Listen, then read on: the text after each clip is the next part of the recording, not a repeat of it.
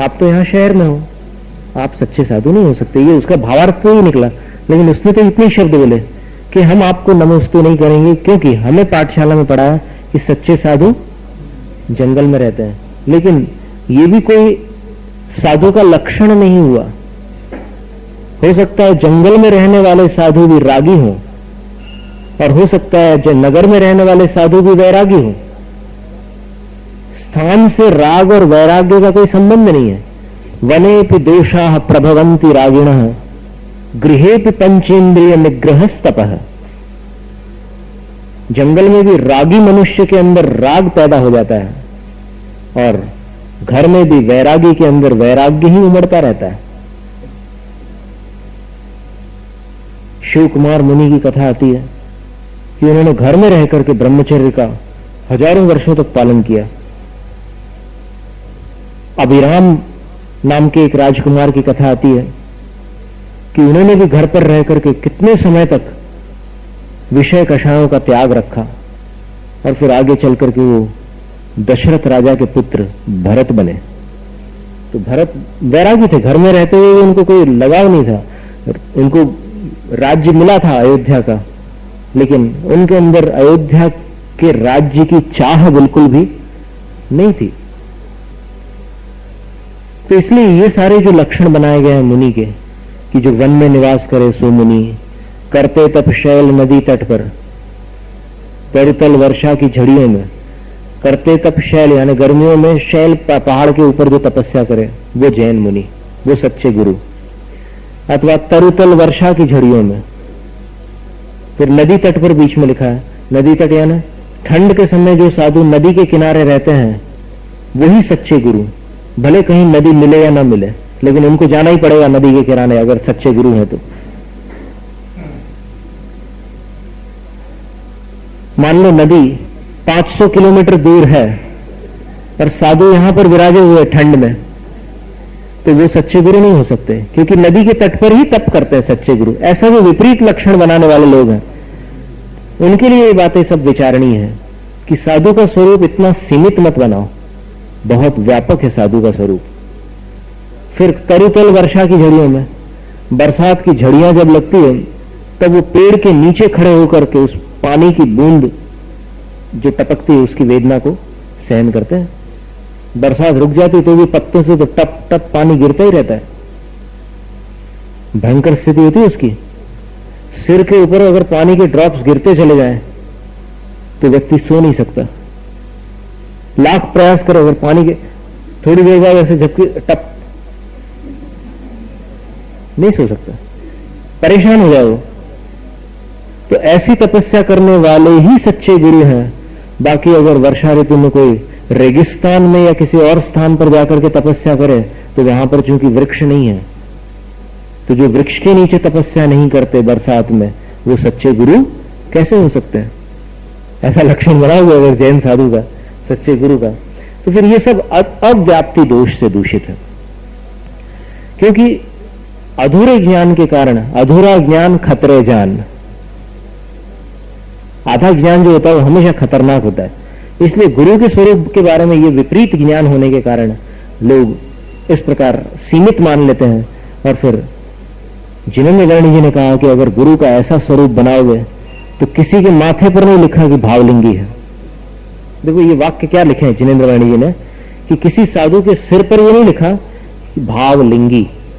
भावलिंगी का मतलब अंदर से छठे सातवें आदि गुणस्थान वाले। मुद्रा तो वही रहेगी जो द्रव्यलिंगी की है, यानी अंदर का गुणस्थान आंखों से थोड़ी दिखता है। बस इतना ही दिखता है कि इनके पास परिग्रह नहीं है, आरंभ नहीं है, और फिर ये त्यागी है, इतना ही दिखाई देता है आंखों से। बालक जैसी निर्विकार नग्न मुद्रा के धारी हैं, केशलोंच आदि करते हैं, पैदल चलते हैं। मूलाचार में 4 चिन्ह दिए हैं जैन साधु के। कैसे पहचानोगे साधु को? आछे लक्कम लोचो वो सट्ट शरीर राय पड़े लिहणम। पहला चिन्ह है कि उनका शरीर आवरण से रहित होगा। दिगंबर जैन साधु के शरीर पर कोई आवरण नहीं होगा, यानी वस्त्रधारी नहीं होंगे। फिर दूसरा चिन्ह है कि वो केशों का लोंच करेंगे। मस्तक और मुख के जो केश होते हैं चेहरे के, उनका लोंच करेंगे, और सीने आदि स्थानों पर जो केश होते हैं उनको धारण करेंगे। लोच का नियम केवल मस्तक और चेहरे के केशों के लिए है, इनका लोच करेंगे, बाकी शरीर के केशों को धारण करेंगे। ये दूसरा चिन्ह हो गया। तीसरा चिन्ह है कि शरीर की सजावट नहीं करेंगे। घड़ी, खड़ाऊ, मालाएं और ऐसी कोई भी आभूषण आदि वस्तु को धारण नहीं करेंगे, जैन साधु होंगे तो। बाकी अन्य नग्न रहने वाले साधु धारण करते हैं, घड़ियां पहनते, खड़ाऊ पहनते, गले में मालाएं पहनते, जटाएं बढ़ाते हैं। ये सारी स्थिति जैन साधु में नहीं होगी। ये तीसरा चिन्ह है, शरीर की सजावट नहीं होगी। और चौथा चिन्ह है पिच्छी धारण करेंगे। इन चार चिन्हों के सिवाय आप एक क्षण में और क्या देख सकते हो? यदि ये चार चिन्ह आपको दिखाई देते हैं तो इन चिन्हों को जिनेंद्र प्रतिपादित साधु की मुद्रा मान करके प्रथम दर्शन पर तो नमस्कार करना ही चाहिए। फिर बाद में अगर आपको मालूम पड़े कि ये मार्ग से हट चुके हैं तो फिर आप उनका स्थितिकरण करने का प्रयास करें अगर क्षमता हो तो। क्योंकि जैन धर्म नमोस्तु तक के सीमित नहीं है। कुछ लोग ये समझते हैं कि देखो हमने उनको देखा और हमने समझ लिया कि ये शास्त्रों में बताए हुए साधु नहीं है, इसलिए हमने नमोस्तु नहीं किया, निकल गए हम सामने से, बहुत बड़ा तीर मार लिया। नमोस्तु न करना ही जैन धर्म हो गया आपका। ऐसे अज्ञानियों के कारण ही साधुओं का स्थितिकरण नहीं होता, और स्थितिकरण न होने के कारण ही जैन धर्म बदनाम होता है। यहां तक सीमा नहीं है श्रावक धर्म की कि आपने नमोस्तु नहीं किया, बहुत बड़े भारी बन गए धर्मात्मा। नमोस्तु न करना कोई बड़ी बात नहीं है, किंतु जो नमोस्तु नहीं करने योग्य है उसको नमोस्तु करने योग्य बना देना वास्तव में सम्यक दृष्टि का स्वरूप है। सम्यक दृष्टि स्थितिकरण करता है, निंदा नहीं करता। निंदा करने वाला मिथ्यात्वी होता है। तो सच्चे गुरु का स्वरूप बहुत अद्भुत स्वरूप है, आगे चल करके बतलाएंगे। अभी तो यहां ये बतलाया कि कुगुरों की सेवा से आपको दूर रहना है, कुगुरुओं से बचना है, क्योंकि कुगुरु पत्थर की नाव है, स्वयं भी संसार सागर से नहीं तैर सकते और अंदर बैठने वाले को तार नहीं सकते। न तैरेंगे न तारेंगे, खुद डूबेंगे और अपना सहारा लेने वाले को भी डुबोएंगे। इसके बाद फिर कुदेव के स्वरूप का वर्णन था कि जो परमात्मा के आसन पर विराजित है। ध्यान से सुनो, कुदेव कौन है? जो परमात्मा के स्थान पर विराजमान है लेकिन राग द्वेष से मलिन है। रागादिक दोष जिनके अंदर विद्यमान है, 18 दोष होते हैं जो सच्चे भगवान में नहीं पाए जाते, तो जिनके अंदर परमात्मा के स्थान पर विराजमान होने पर भी ये 18 दोष विद्यमान है। अब उन दोषों में एक दोष है पसीना आना। अब वो जो दृष्टांत आपने सुना था कि असुर भागा और आगे देवी भागे, वरदान देने वाले, भागते भागते पसीने से लथपथ हो गए। तो ये पसीना आना परमात्मा का स्वरूप नहीं है, लेकिन उनका स्थान परमात्मा का स्थान है, इसलिए वो सच्चे देव की श्रेणी में नहीं आते। लोक में तो उनको परमात्मा ही माना गया ना, तो वो सच्चे देव की श्रेणी में नहीं गिने जाएंगे। और निद्रा, नींद लेना भी परमात्मा का स्वरूप नहीं होता, क्योंकि साधु भी निद्रा को जीत लेते हैं। जो भगवान के आराधक हैं वो जब निद्रा को जीत लेते हैं तो फिर स्वयं भगवान निद्रा मग्न कैसे हो सकते हैं? निद्रा का उदय कौन से गुणस्थान तक होता है? 12वें गुणस्थान तक। और तीव्र निद्रा 6ठे गुणस्थान तक की होती है, जिससे निद्रा नाम का प्रमाद उत्पन्न होता है। उदय मात्र से प्रमाद नहीं होता, लेकिन छठे गुण स्थान में निद्रा, निद्रा निद्रा, प्रचला, प्रचला प्रचला और स्त्यान वृद्धि, ये 5 निद्राएं उदय में रहती है।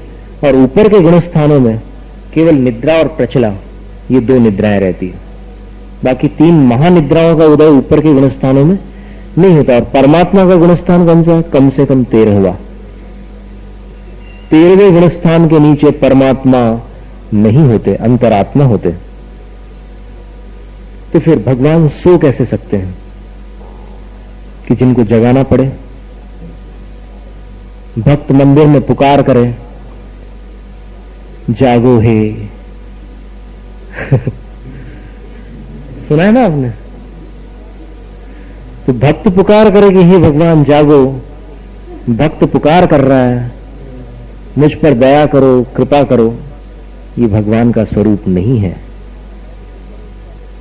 तो ऐसे स्वरूप वाले जो देव हैं, जिनके अंदर परमात्मा के गुण तो नहीं है, किंतु जो परमात्मा के आसन पर विराजमान है, उनको यहां पर कुत्सित देव कहा, कुदेव। उनको अपशब्द कहकर के उनको अपमानित करने की भावना नहीं है, किंतु उनके अंदर वो स्वरूप नहीं है जो सच्चे भगवान का होना चाहिए, इसलिए उसको ये कहा कुदेव। कु शब्द कहीं भी लगा दो तो उससे उसका विपरीत स्वरूप सामने आता है। कुमति, यानी जो मति सही नहीं है उसको क्या कहते हैं? कुमति। तो फिर जो परमात्मा सही परमात्मा नहीं है उनको क्या कहा? कुदेव। ऐसा भाव नहीं है इसमें कि उनको अपन नीचा दिखाना चाह रहे और कंपटीशन करके यहां पर महावीर भगवान को बड़ा बना दिया हो, ऐसा नहीं है। यहां तो चाहे महावीर स्वामी हो, बुद्ध वीर जिन हरिहर ब्रह्मा या उसको स्वाधीन कहो, लेकिन कैसा स्वरूप होना चाहिए कि जिसने राग द्वेष कामादिक जीते, सब जग जान लिया, सब जीवों को मोक्ष मार्ग का निष्प्रह हो उपदेश दिया। फिर कहते हैं कि वो फिर नाम कोई भी हो, उसमें हमें कोई पक्षपात नहीं है। बुद्ध वीर जिन हरिहर ब्रह्मा या उसको स्वाधीन कहो, बस स्वरूप अगर उसका वो ऊपर की 2 पंक्तियों वाला होगा तो फिर भक्ति भाव से प्रेरित हो यह चित्त, उसी में लीन रहो। बस ऐसे परमात्मा को अपन भगवान मानते हैं तो वो गृहीत मिथ्यात्व का त्याग हो गया। अगर आप ऐसे परमात्मा को परमात्मा नहीं मानते और किसी अन्य को परमात्मा मानते हैं, आपके घर में कई चित्र मिलेंगे, कई लोगों के घरों में, कुछ लोगों के यहां मूर्तियां भी मिलेंगी। कैसे चित्र है वो चित्र कैसे हैं? वो इन सब लक्षणों से युक्त हैं। वनिता, गदादिजुत, और देखिए उनकी क्या क्या स्थितियां हैं। भगवान के वाहन भी हैं अन्य मतों में। वाहन भी कोई जीव है। तो जो सर्वशक्तिमान है, जहां चाहे वहां पहुंच सकते हैं, उनको वाहन पर जाने की क्या आवश्यकता है? ऐसी कई बातें आती है, बारीकी से अगर चिंतन करो, निष्पक्ष होकर के, पक्षपात के साथ नहीं, निष्पक्ष होकर के। पक्षपात के साथ आप अगर चिंतन करेंगे तो फिर जैन भगवान का स्वरूप भी कहीं कहीं विकृत होने की संभावना है। यानी जैनेन्द्र भगवान के स्वरूप में भी कहीं पर आप दूषण पैदा कर सकते हो पक्षपात के साथ चिंतन करने पर। इसलिए निष्पक्ष होकर के देखो। एक बार जुलूस निकल रहा था, वहां पर अन्य मतियों ने प्रतिबंध लगवा दिया था कि नहीं, ये जुलूस नहीं निकलेगा। क्यों नहीं निकलेगा? तो फिर उन्होंने ये ज्ञापन दिया था कि इस जुलूस में जो जैनियों के भगवान शोभा यात्रा में निकलते हैं वो नंगे होते हैं। बोले बहुत बड़ी घटना थी ये। तो जब फिर जैनियों ने जाकर के वहां पर अपना स्पष्टीकरण दिया और फिर उनके विद्वानों के साथ भी बातचीत की, बोले कि तुम्हें नग्नता से आपत्ति है या विकार से आपत्ति है? जैन विद्वान ने पूछा। नग्नता घृणित होती है या विकार घृणित होता है? तो सामने वाला बोला कि विकार। तो फिर उनने जवाब दिया, फिर हमारे भगवान में विकार कहाँ है, ये बता दो आप। जिनेंद्र भगवान में कौन सा विकार है ये बताओ। उनकी न आंखों में विकार है, न मुद्रा में विकार है, कहीं किसी अणु मात्र में भी विकार नहीं है भगवान में। तो फिर इस पर आपत्ति कैसे हो सकती है? और वास्तव में देखा जाए तो वस्त्र धारण करने पर भी जिसके मन में पाप है वो विकारी है, और निर्वस्त्र होते हुए भी हमारे भगवान और हमारे गुरु निर्विकार होने के कारण, देखो जो नग्नता विकार युक्त है वो अपूज्य है, निंदनीय है, और उस व्यक्ति को नंगा कहा जाता है जो अंदर से पापी है। भले ऊपर से कपड़ा पहने हो लेकिन उसको लोग नंगा बोलते हैं। और जो जैन साधु होते हैं और जिनेंद्र भगवान होते हैं वो ऊपर से वस्त्र के धारी तो नहीं होते लेकिन अंदर से भी विकार मुक्त होते हैं, इसलिए वो नग्न होते हुए भी आराध्य हो जाते हैं। उनकी नग्नता पूज्य होती है, इसलिए नग्नता और नग्नता इन दोनों के फर्क को समझना आवश्यक है। पशुओं में भी नग्नता होती है। नरक में निवास करने वाले जो नारक जीव होते हैं वो भी नग्न रहते हैं। दव्वीण शैल नग्गा नारे तिरिया। आचार्य कुंकुम स्वामी ने अष्टपावड़ में गाथा लिखी कि नरक में रहने वाले, तिर्यंच गति में रहने वाले, ये सब द्रव्य से, ऊपर से, शरीर से तो नग्न है, लेकिन फिर भी भाव सवणत्तणम न पत्ता, भाव से मुनिपने को प्राप्त नहीं है। क्योंकि मुनि होने के लिए द्रव्य की नग्नता के साथ अंदर की भी कोई बहुत अद्भुत निर्विकारता अपेक्षित है। तो इन सब बातों के कारण फिर अंत में जुलूस निकला।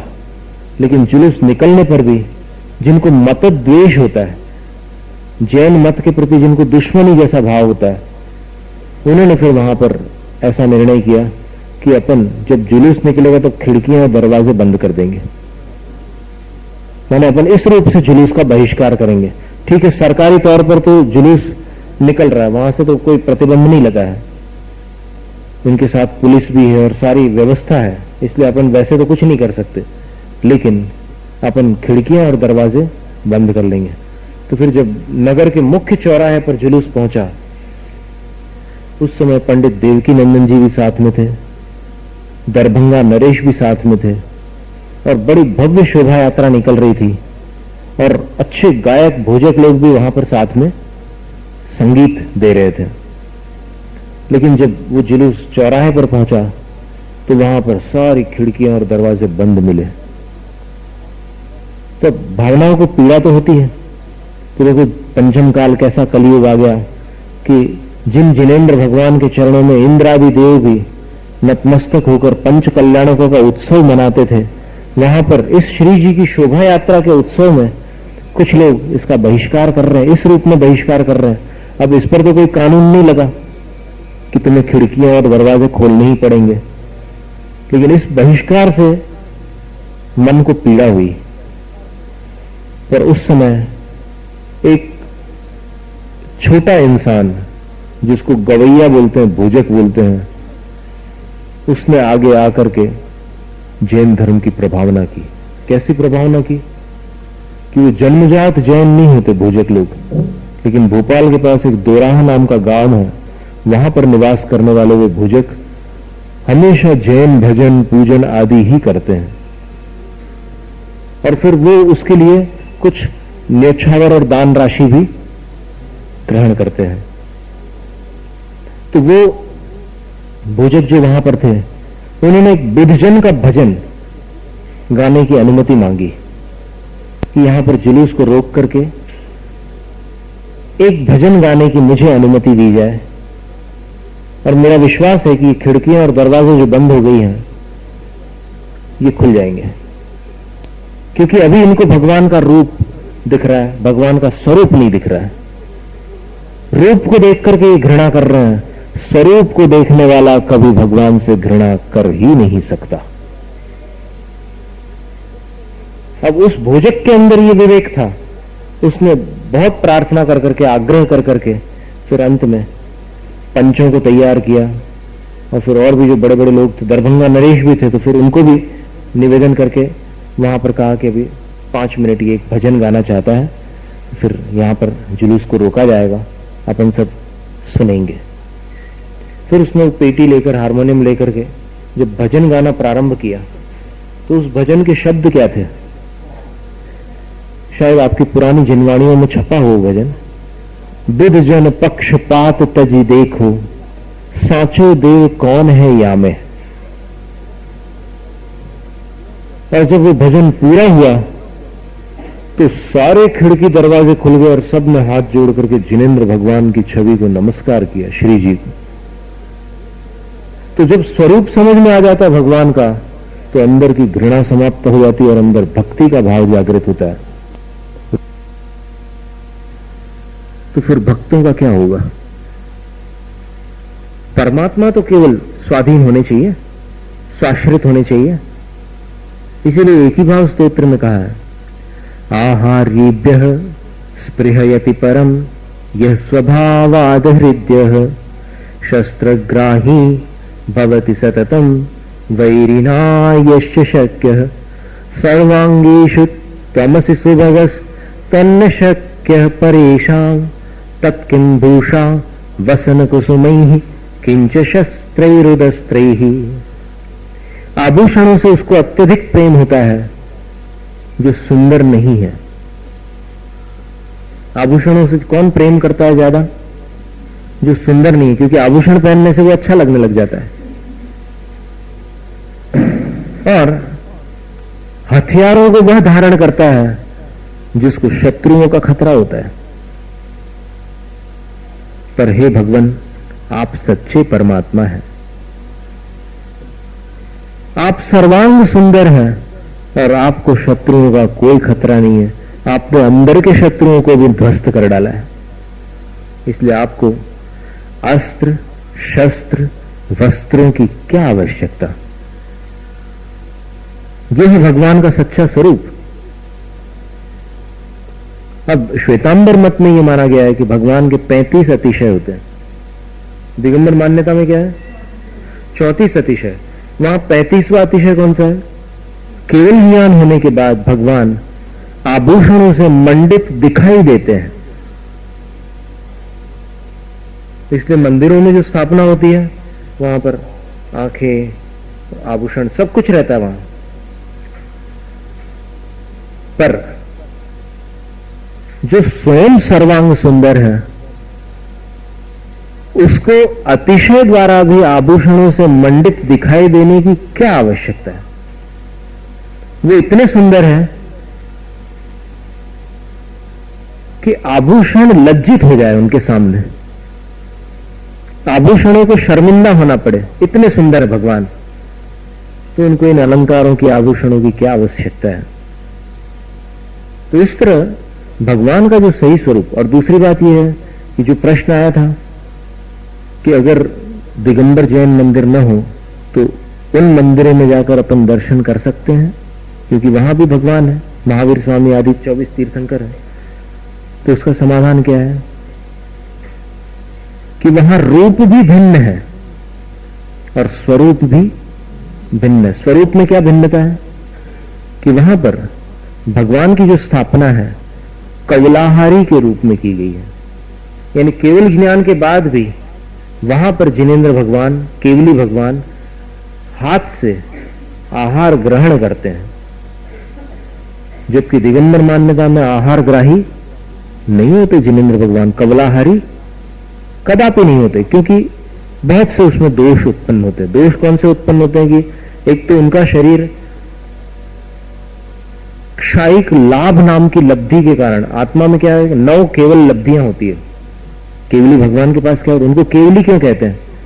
क्योंकि उनके पास 9 केवल लब्धियां हैं। केवल दर्शन, केवल ज्ञान, ऐसी 9 केवल लब्धियां हैं। उन 9 केवल लब्धियों में एक होता है क्षायिक लाभ। क्षायिक लाभ का अर्थ क्या है? लाभांतराय का क्षय होने से उनको शरीर के योग्य परमाणुओं का निरंतर लाभ होता रहता है। उनको भोजन लेकर के शरीर को स्थिर रखने की कोई आवश्यकता नहीं रहती। ये एक बहुत बड़ी बात है। और दूसरी बात, यदि वे भोजन ले ले तो संयम नष्ट हो जाएगा। और केवली भगवान यथाख्यात संयमी होते हैं। संयम कैसे नष्ट होगा? संयम इसलिए नष्ट होगा क्योंकि केवली भगवान सब कुछ देखते और जानते हैं, और सब कुछ देखते और जानते हुए भोजन करना संभव नहीं है। संभव है क्या? किसी का खून देखने के बाद, खून यानी मर्डर या एक्सीडेंट में किसी की मृत्यु देखने के बाद भोजन लेना कितना मुश्किल होता है।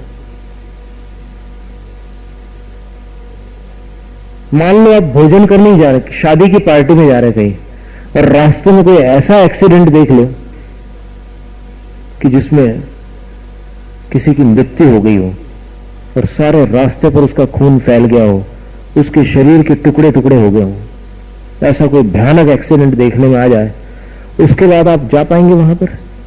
और जाएंगे तो फिर क्या भोजन कर पाएंगे? आपको 3 दिन तक के वही दृश्य दिखता रहेगा। ये स्थिति हो जाएगी। और केवली भगवान, जब एक असंयमी मनुष्य किसी के दुख को इतनी अधिक मात्रा में देखने के बाद भोजन नहीं कर पाता, और मुनिराज भी जब मारो काटो ऐसे शब्द सुनते हैं तो कानों से सुनने मात्र पर वो अंतराय कर देते हैं, भोजन त्याग देते हैं। जैसे उदाहरण के लिए यहां पर अगर कोई वो ऊधे मारवानी दवाई ले लो, ऐसा कुछ बेचने वाले आते हैं ना, वो आवाज अगर साधु आहार के समय सुन ले तो अंतराय हो जाए। तो साधु के अंदर इतनी दया होती है कि अगर ऐसी कुछ बातें कानों में सुनाई दे तो आहार त्याग दे। तो केवली भगवान तो तीनों लोक और तीनों काल की समस्त वेदनाओं को एक क्षण में एक साथ जानते हैं। इतनी वेदनाओं को जानते हुए अगर केवली भगवान आहार ले ले तो फिर साधु उनसे श्रेष्ठ हो गया। क्योंकि साधु तो एक थोड़ी सी वेदना, चींटी अगर दब जाए किसी के पैर के नीचे तो आहार त्याग दे, और केवली भगवान नरकों की वेदनाओं को प्रत्यक्ष देखते जानते हुए भी भोजन कर ले। ये कैसा स्वरूप होगा भगवान का? आ रहा समझ में? इसलिए कवलाहारी परमात्मा को अपने यहां पर शुद्ध वीतराग सच्चे देव के स्वरूप में नहीं गिना गया है। क्योंकि ये आपत्तिजनक बात आपकी सबकी समझ में आती है। वो अगर बैठेंगे तो वो सुन करके भी समझ जाएंगे कि हाँ ये तो बात आपत्तिजनक है। ये अब साधु का अंतरा आया था वो छोड़ देते हैं, तो केवली भगवान को तो सब कुछ मालूम है। कौन सा अनाज अनीति से आ रहा है ये भी मालूम है, साधु को तो नहीं मालूम होगा कि आप 2 नंबर का खिला रहे हैं या 1 नंबर का। आप तो आहार जल शुद्धि बोल करके दे रहे हैं, तो साधु तो विश्वास मान करके उसको शुद्ध समझकर ग्रहण कर रहे हैं। लेकिन केवली भगवान तो एक एक बात जानते हैं कि यह आहार कैसे तैयार हुआ है और इसमें कितने दोष हैं, सब कुछ जानते हैं। साधुओं के लिए तो कहा है कि तुम्हें 46 दोषों को टालकर भोजन करना है, और 32 अंतराय अगर उपस्थित हो जाए तो भोजन का त्याग कर देना है। उस समय जो कौर आप चबा रहे हो उसको भी गले के नीचे नहीं घुटकना है। यहां तक के बताया है शास्त्रों में कि अगर आप जो शोध रहे हैं उसमें अंतराय आ गया तो जो मुंह में ग्रास चबा रहे हैं उसको आप गले के नीचे नहीं ले सकते। वो अंतराय आते ही साथ जितना आधा चबाया हुआ है तो उसको भी बाहर करना पड़ेगा। जब साधुओं के लिए इतने कठोर कानून कायदे हैं तो फिर भगवान किस प्रकार भोजन ग्रहण कर सकते हैं? इसलिए उस स्वरूप को अपन भगवत स्वरूप नहीं स्वीकार कर सकते। क्योंकि ये जो युक्ति संगत बातें हैं सारी, इसमें कोई पक्षपात वाली बात नहीं है। अपने को 18 दोषों से रहित स्वरूप कहीं भी मिल जाए, 18 दोषों से रहित स्वरूप होना चाहिए, तो उनके लिए बारंबार नमस्कार हो। जिसने राग द्वेष कामादिक, वो चाहे बुद्ध वीर हरि हर ब्रह्मा कुछ भी रहो, लेकिन उनको नमस्कार हो। नमस्कार कब हो? जब ये स्वरूप हो तब। स्वरूप न हो और नमस्कार करो तो कितना दोष है। तो वो आपको याद है उस दिन जो श्लोक बताया था कि एक व्यसनी व्यक्ति लाख बार पाप करता है तो जितना उसको पाप लगता है उसको उससे 4 गुना पाप एक बार जिसके अंदर परमात्मा का स्वरूप नहीं है लेकिन परमात्मा के स्थान पर विराजमान हो गया उसको नमस्कार करने पर लगता है। अब सोच लो, आप कहां कहां जा जा करके किनको किनको नमस्कार कर बैठते हैं। दोस्ती में भी कई बार नमस्कार कर लेते हैं कि भाई वो कैसे क्या सोचेगा मेरा मित्र, तो मित्रता के नाते उनके पास जाकर के आप नमस्कार कर रहे हैं जिसमें परमात्मा का स्वरूप नहीं है, उनको नमस्कार कर रहे हैं आप। कुछ लोग मायाचारी करते हैं, वहां जाकर के दिखाते हैं कि हम नमस्कार कर रहे हैं और अंदर से नमो हरिहंतानंद नमो सिद्धानंद नमः। किसके सामने नमोकार मंत्र पढ़ रहे हो? आप समझ रहे हैं कि आप बच गए क्या उस पाप से? आप अंदर से नमोकार मंत्र पढ़ रहे हो और फिर माथा किसके सामने झुका रहे हो? तो मैंने आपने नमोकार मंत्र को भी दूषित किया और दूसरा क्या, आपने छल कपट किया वहां जाकर के, और फिर जिसके सामने नमस्कार नहीं करना था उसके सामने नमस्कार किया। आपका कोई मुसलमान मित्र यहां नमस्कार करता है?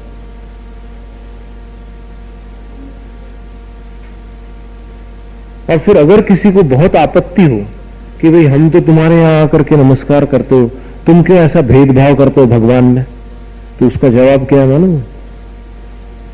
उसका जवाब यह है कि ये अपनी अपनी आस्था की बात है। हमें जिस स्वरूप और रूप के प्रति आस्था है हम उस रूप और स्वरूप को ही नमस्कार करते हैं, और जिसके प्रति आस्था नहीं उसका अर्थ ये नहीं कि हम उसका विरोध करते हैं या फिर हमारा उसके प्रति द्वेष हो, हमारा उसके प्रति घृणा हो, ऐसा कुछ भी नहीं है। हमें बस जिसके प्रति आस्था है उसको हम नमस्कार करते हैं। और फिर तुम भी ये तो बता दो, जैसे कोई अन्नमति आपसे पूछता है तो उसका आप ये प्रश्न कर सकते हो कि तुम ही ये बताओ कि जितने तुम्हारे मान्यता में, तुम्हारे मत में जितने नामी भक्त हुए हैं वो एक के आराधक थे या अनेक के?